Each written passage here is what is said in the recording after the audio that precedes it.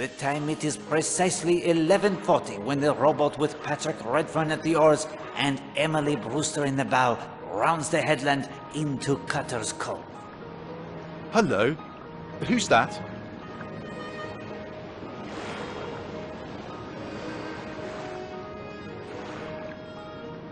It looks like Mrs. Marshall. So it does.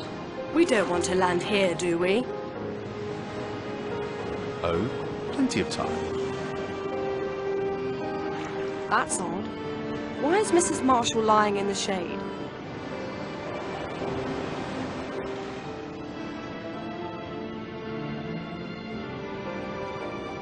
Hello, Arlena?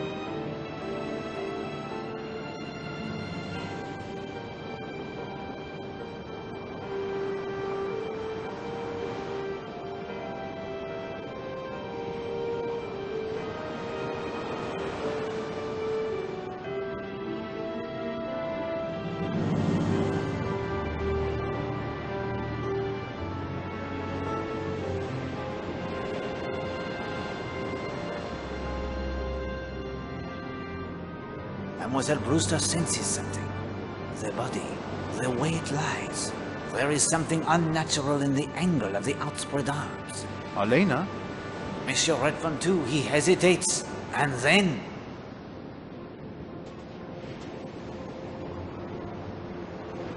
No. Arlena! No! Is she... She's dead! Oh, God. She's been strangled! Arlena! I was in my room, as yet unaware of the tragedy.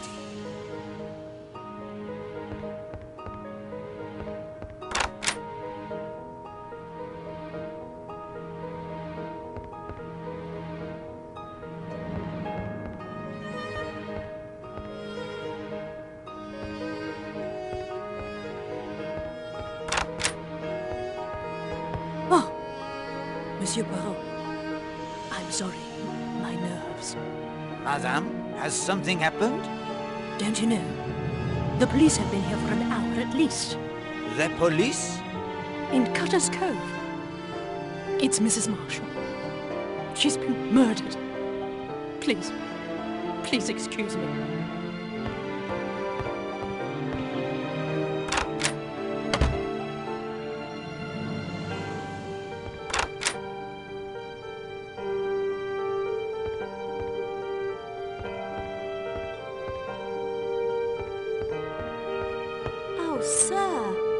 Sir, it's terrible.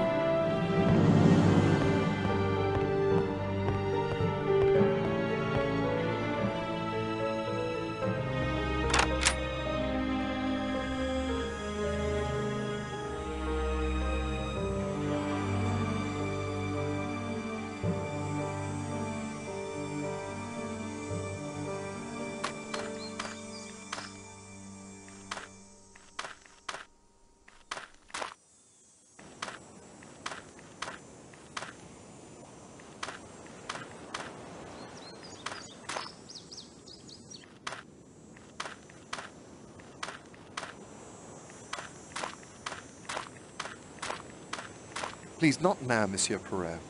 My wife is too distraught to speak.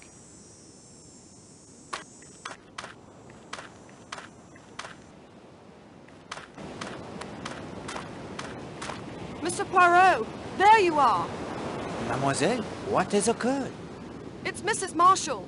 Mr. Redfern and I found her in Cutter's Cove. She's been strangled. Mademoiselle, may I ask you a question? Certainly. Can you row me to Cutter's Cove? Mr. Poirot, after your efforts to find Millie's killer, I'll row you any time you like. You need only ask me. Climb in.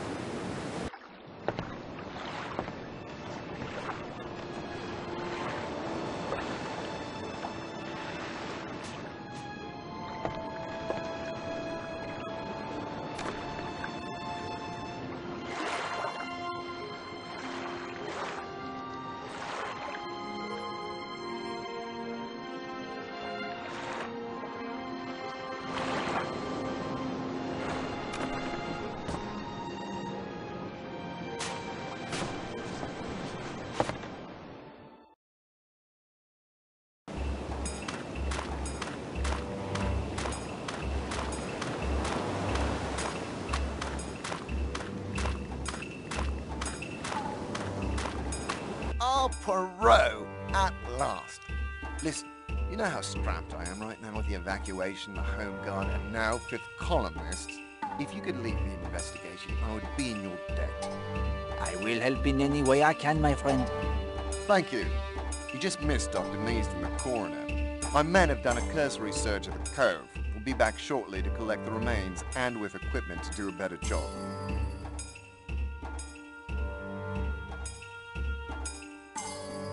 Who called you? George Strumm, bathing beach attendant, showed up on my doorstep. Miss Brewster sent him. As luck would have it, Neaston was with me, so we came right over.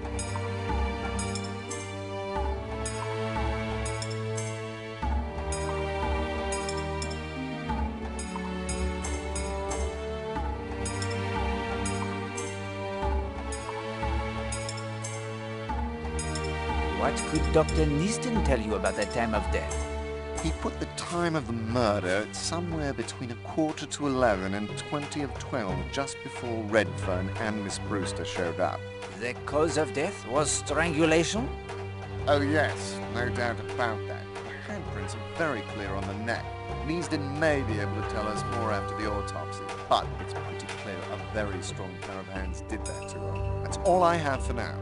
Poirot, I hate to drop this thing in your lap like this. Do not concern yourself, my friend. Look around all you like. Make sure everyone knows you speak with my authority. I'll do a background check on everyone on the island. I should have a report for you at the police station later this afternoon. Thank you, Colonel.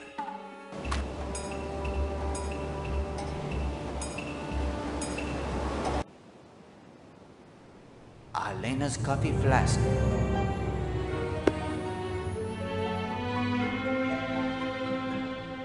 You aren't going to look at her face, are you?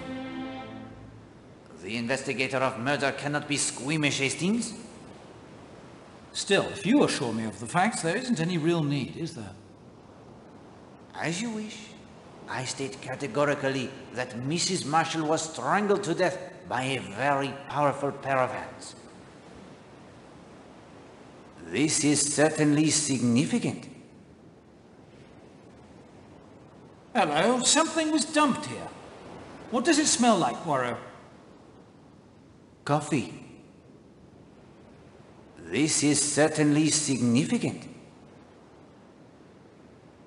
Mrs. Marshall was strangled to death by a very powerful pair of hands.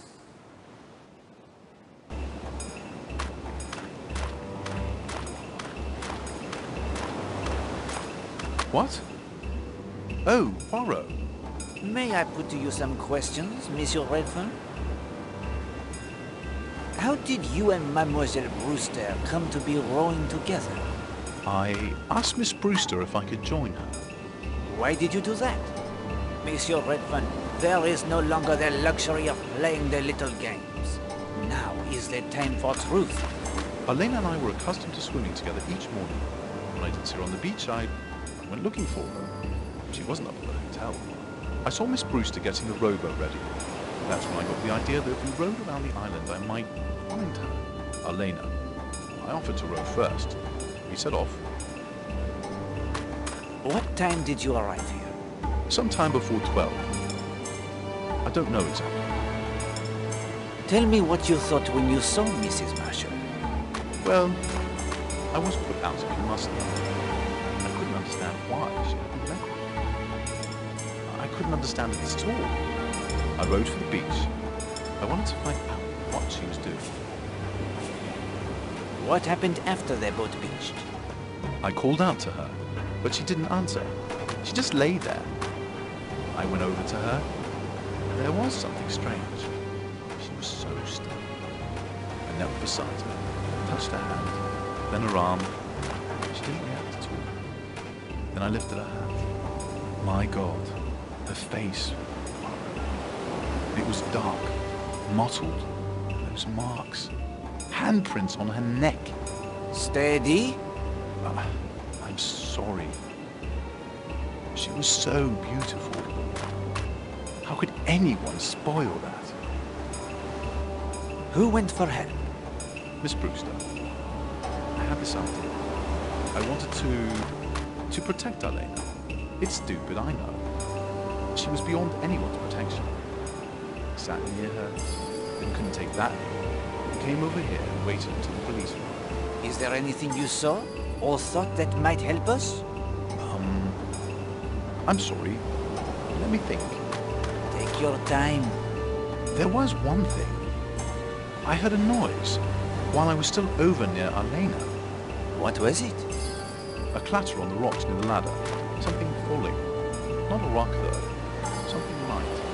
I may have more questions for you later.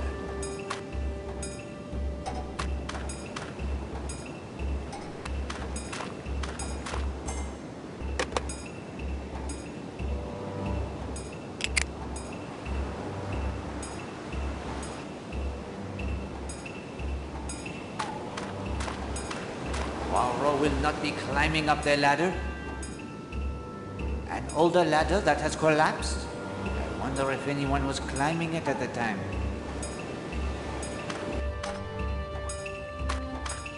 A torn piece of green fabric. The same color as Arlena Marshall's hat.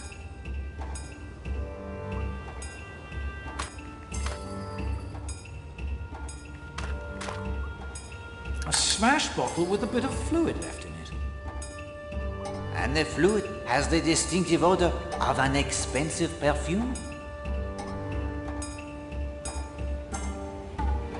Looks like a dart. The carving is quite old.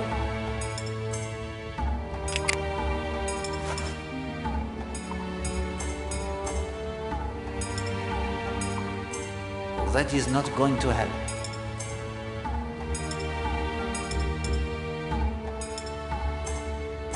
Oh, that does not make sense.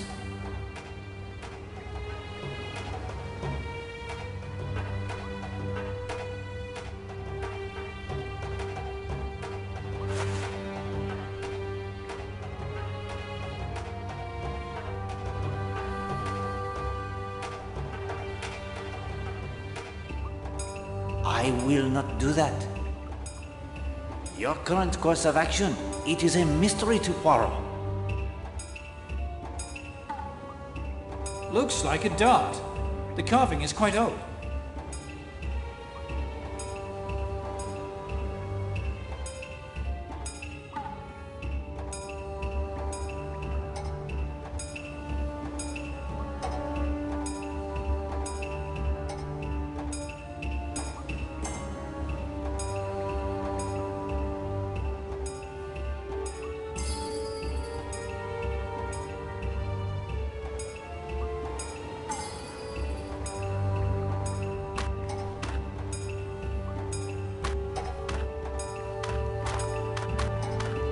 That mud looks like it was placed there deliberately. And there's something shiny underneath.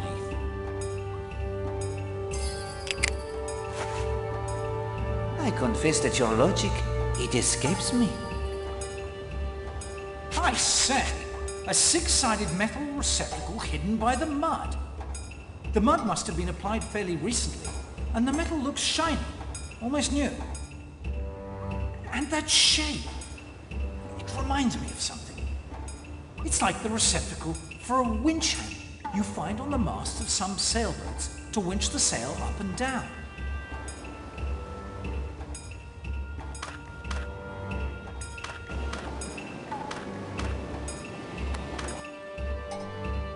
This is certainly significant.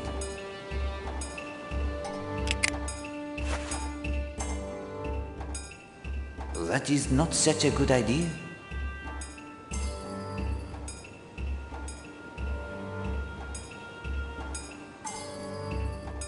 I confess that your logic, it escapes me. I will not do that.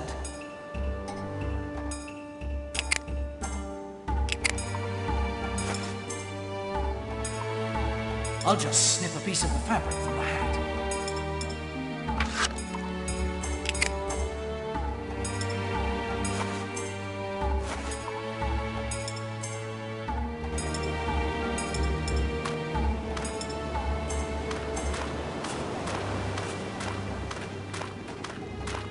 I would like to put to you the questions, if I may. Of course. How did you and Monsieur Redfern come to be rowing together? After you saw me at Rocky Bar, I changed and was about to set out on my morning row when Mr. Redfern asked if he could join me. What time did you arrive here? We arrived on the beach at 11:45. We must have come in sight of the cove 5 minutes before that. Tell me what you thought when you saw Mrs. Marshall. Nothing at first. I assumed she was sunning herself. And then? Well, the first thing I noticed was she was lying as if she was sunbathing, but she was in the shade of the cliffs. Then, when Mr. Redfern called out and she didn't answer, that felt odd too. Once we were out of the boat, I could tell there was something unnatural in the way she was lying. Her arms.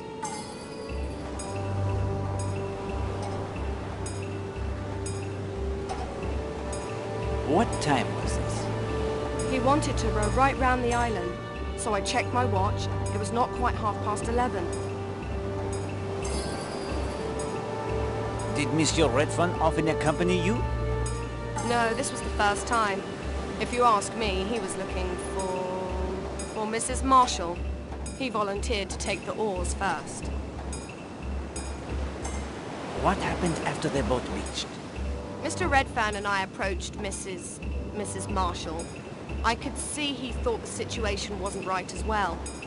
He knelt beside her, touched her hand, then her arm, then he started to lift her hat.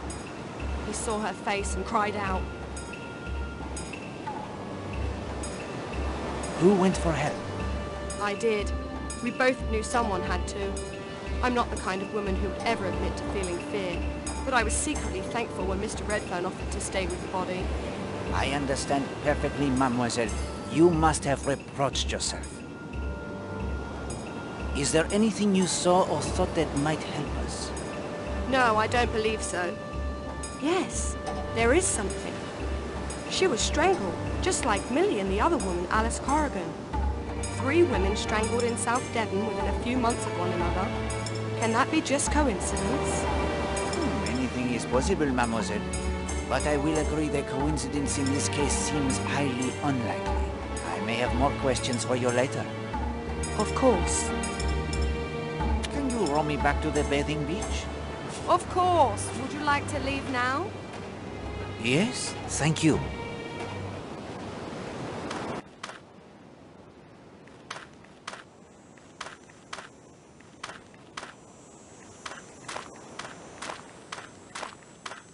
May I have a word with you? Colonel Weston told us to cooperate with you, Mr. Poirot, and of course we will, in any way we can. But this has been a very bad shock to me, and Mr. Gardner's always very, very careful of my health. Isn't that so, Oakley? Yes, darling. Mrs. Gardner is very sensitive. I appreciate you speaking with me. You spent the morning here, overlooking the beach? Yes, we did.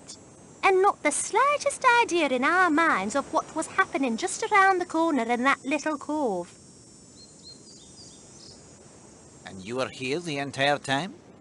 Yes, both of us. From nearly 10:30, 10:25, until Oakley went to play tennis at 12. Isn't that right, Oakley? Well, not exactly. I did run off to fetch your purple wool, if you'll remember. That was around 11 by the hotel clock. It took quite a few minutes to find it, I'm afraid. 15 minutes, possibly 20. No more than 10 minutes, surely. I barely missed you. Methinks she protests too much, Poirot. What is she frightened of? It is a question we must learn the answer to, my friend. Did you see Madame Marshall at all today? We? But that is to say, no. I said to Oakley, why, wherever can she have got to this morning? First her husband comes looking for her, and then that good-looking young man, Mr. Redfern. I always wondered, why must he go running after that woman when he has that nice, pretty wife, all of his own, didn't I, Oakley? Yes, darling. She can babble all she likes, but I heard that hesitation, Poirot. Did you notice anything that might have a bearing upon the case? Why, no, I don't think so. Just that she was always around with young Redfern. Anyone can tell you that. Did her husband mind, do you think? Captain Marshall is a very reserved man. That is all the questions I have for the moment. We're devastated. We know nothing that could help. Aren't we, Oakley? Yes, darling.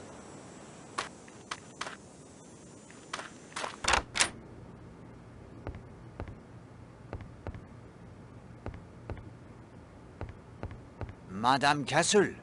Mr. Poirot, Colonel Weston has informed me that I am to give you my full cooperation. He suggested that I allow you access to whatever you need in the hotel, no matter how private. I hope that does not distress you unduly, madame. Well, my duty to the owners, but I have little choice. Here is the master key. This will unlock any door in the hotel. Merci, madame.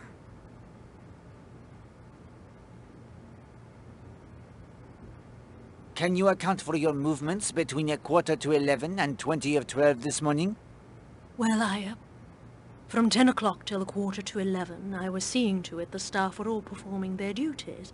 Then the dining room was cleared and made ready for luncheon. That was until noon. It was a very ordinary morning, and until... Quite so. Did you notice any of the guests behaving unusually? Let me think. Mr. Redfern seemed agitated, underfoot, asking if anyone had seen Mrs. Marshall. What time was this? Between 10 and 10:30, I would say. Tell me about the sandwiches and flasks of coffee prepared for the guests this morning. Mr. Lane asked for sandwiches and coffee. He was planning on hiking, I believe. Mrs. Marshall asked for coffee only. Those were the only requests this morning. How early are they put out on the table in the dining room? Directly after breakfast. No later than 9:30. I wonder if you would excuse me. This has quite unsettled me, I'm afraid. Of course, madame. She's rattled by more than the murder. You are correct, Hastings. The idea that I would have access to anything here in the hotel obviously includes the contents of her safe. Think she'll do a bunk? If she makes the... what was it you said? Think she'll try to sneak away? Oh, yes indeed. It is good that Colonel Weston is prepared to have her followed.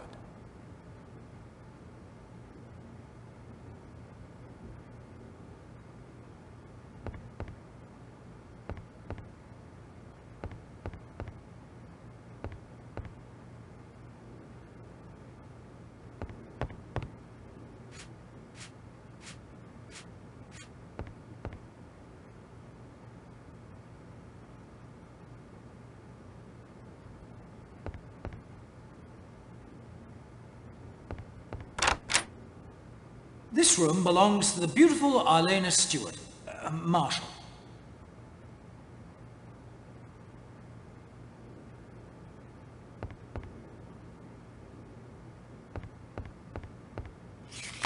This looks important. I will keep it in my notebook.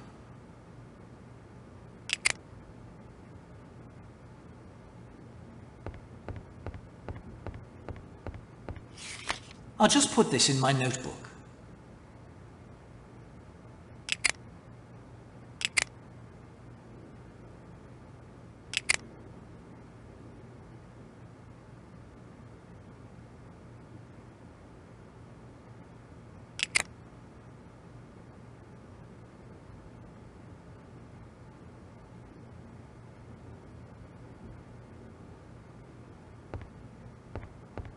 I say, old man, are we looking for anything in particular in here? We are indeed, Hastings. We look for that which is not here. Oh, that's a big help.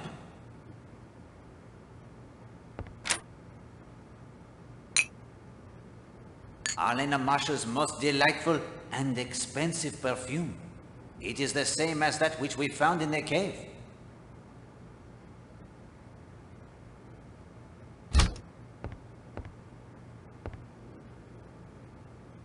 Looks like ordinary bath salts. Poirot, open the lid. I cannot, Hastings. The lid, it is screwed on most tightly. There are red hairs caught in the bristles. No mistaking that colour.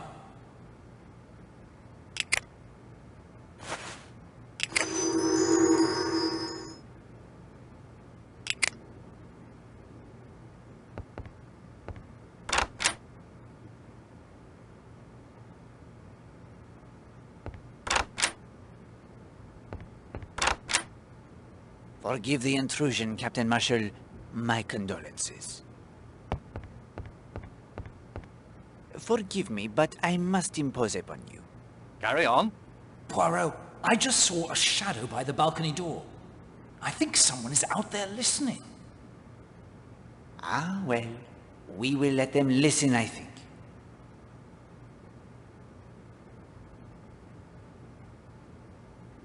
Mrs. Marshall was your second wife? Yes, You have been married how long? just over 2 years. The marriage? It was a happy one? Certainly. Have you any idea who might have killed your wife? None whatever. Had she any enemies? Possibly. I say. Oh? Don't misunderstand me. Arlena was an actress. She was also a good-looking woman. She aroused a certain amount of jealousy, envy, hatred, malice. From men as well as women? Mostly women. Was Mrs. Marshall previously acquainted with anyone in this hotel? I believe she had met Mr. Redfern before, at some cocktail party. How did you spend your time this morning? I breakfasted downstairs at 10 minutes after 9 o'clock. After that, I went down to the bathing beach where I saw you. I had a quick bathe. Let me see. At about 20 minutes to 11, I returned here to type some letters. I typed until 10 minutes to 12. I then changed into tennis kit as I had a date to play tennis at 12. Who else played the tennis? Mrs. Redfern, Miss Darnley, and Mr. Gardner. I went down at 12 o'clock. Miss Darnley was there. Mr. Gardner and Mrs. Redfern arrived a few minutes later. We played for about an hour. Just as we came into the hotel afterwards, I got the news. When was the last time you saw your wife? 9 o'clock. She was in her room opening her letters. What was her manner? Unusual at all? No, perfectly normal. Did she mention at all what were the contents of the letters? No. You did not, pardon me, object to your wife's friendship with Monsieur Redfern? I wasn't in the habit of criticizing my wife's conduct. You did not protest or object in any way? Certainly not. Packet of lies. We overheard them arguing. You will not deny then that Monsieur Redfern admired your wife? He probably did. Most men did. She was a very beautiful woman. You were persuaded there was nothing personal in the affair? I never thought about it. Utter rot. Did your wife leave a will? You know, I'm not sure. Her solicitors? Barkett and Applegood, Bedford Square. They handled all of her business affairs. Was she well off? Well, yes, her career was very successful, as I've told you. I would expect she was worth in the neighborhood of £50,000. Then you would call your wife a rich woman? I'll say. I suppose she was, really. See here, Poirot. Aren't you getting a good way from the essentials of this business? What I believe or don't believe is surely not relevant to the plain fact of murder. You do not comprehend, Captain Marshall. There is no such thing as the plain fact of murder. Murder springs 9 times out of 10 out of the character and circumstances of the murdered person. Because the victim was the kind of person he or she was, therefore was he or she murdered. Until we can comprehend fully and completely exactly what kind of person Arlena Marshall was, we shall not be able to see clearly exactly the kind of person who murdered her. Was there anything else? Not at present, thank you. Feel free to nose around all you like. I need some air.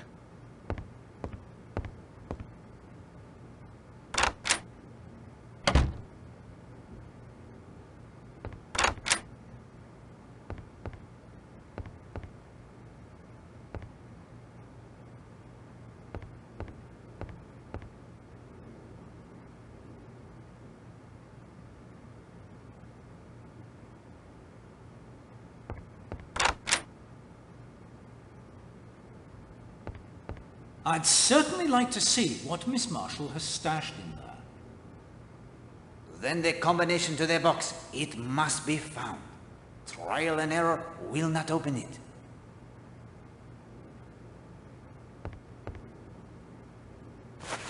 That's a rather nasty-looking stick pin.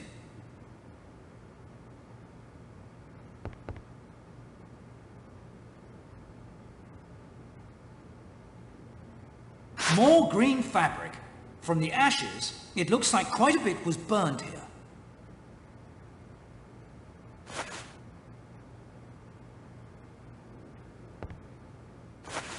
Linda's watch. It agrees with yours exactly, Poirot. Therefore the watch, it is correct to the second.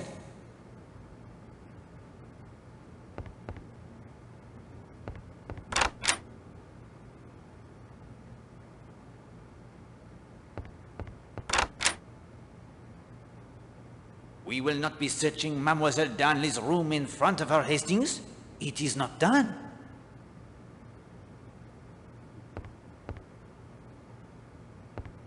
May I put to you some questions, mademoiselle? Of course, I'll do anything I can to help. Could you please tell me of your movements this morning? I had breakfast shortly after 9, say 10 past. Then I collected my book, spoke with you in the lobby briefly, and went to read at the Ledgers. That must have been about 25 past 10. I came back to the hotel about 10 minutes to 12, got my tennis racket and played until about 1. From about 10:30 until 20 minutes of 12, you were at the Ledges and never left there during that time? Not entirely. At about 11, I went back to my room to fetch my sun hat. I saw Kenneth Marshall typing in his room. Indeed? From the hall, perhaps? Or the balcony? The hall. His door was slightly ajar. Did you see Madame Marshall this morning? No. You did not see her as she paddled her float round to Cutter's Cove? No, she must have gone before I got there.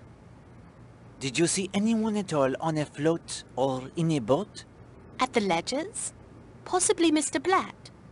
At least I think it was his boat. It had a white sail, though. You didn't see Monsieur Redfern and Mademoiselle Brewster when they rode past? No, I don't think I did. You see, I was reading, only glancing up occasionally. Did anyone pass you on the path? I was on the lower ledge. Unless someone had called out to me, I doubt I would have noticed them. You were, I think, acquainted with Captain Marshall? He is an old family friend. We grew up next door to one another, although I had not seen him for a good many years. It must be nearly 12. Were the Marshalls on good terms with one another? On perfectly good terms, I should say. Monsieur Marshall, he was very devoted to his wife? Ken, Mr. Marshall, is rather old-fashioned. He hasn't got the modern habit of shouting matrimonial woes upon the housetop. Did you like Madame Marshall? No. Why was that? She was bored to death with women and showed it. On the other hand, men were a very different story. Do you think her husband was aware of her interests in that line? I think that he accepted his wife quite frankly for what she was. He had no illusions about her, but I could be wrong.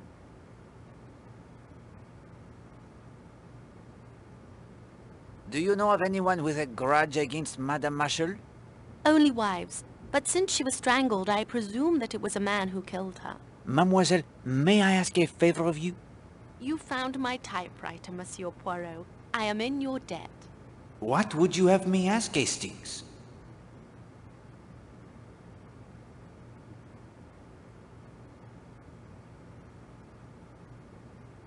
Could you compare some pieces of fabric for me? I would be happy to. Fabric is something I know quite a bit about. Merci. The perfect favor to ask. You are learning to exercise their little grey cells with great skill. It would seem the obvious request. This cut piece is fine silk. From a lady's hat, I would say. The torn bit is rayon, inexpertly dyed. And this burnt piece is from the same rayon as the torn fabric. Many thanks, mademoiselle. I thank you for your cooperation.